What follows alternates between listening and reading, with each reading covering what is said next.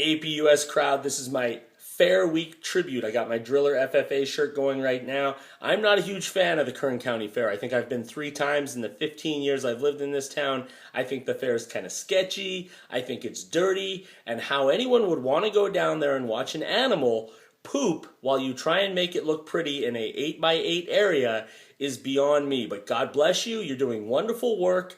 And come back soon. FFA all the way.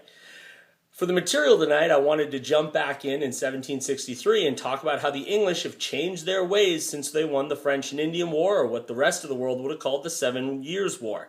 Unfortunately, for us Americans, we've been given a long period of time where the English let us do our own thing. That period of salutary neglect that ran in the early part of the 18th century spoiled us. We began to think that we were important, that we could rule ourselves, put the throne on us. That's us. We're the Americans. Yay. America.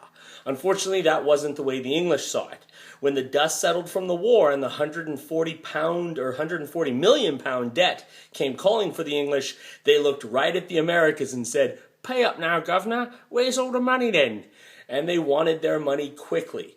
They started to hit the Americans with taxes. Now, I'm not going to go through all of the taxes, but the one thing I want you to take away from this thing, if you learn nothing else, the next 15 seconds are key. Here it is.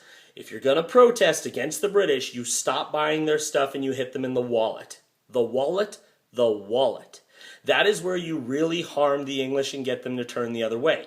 Now, Americans became masters of protest. The Sons and Daughters of Liberty each had their unique set of skills. The Sons of Liberty were fantastic at organizing the boycotts or the non-importation movements.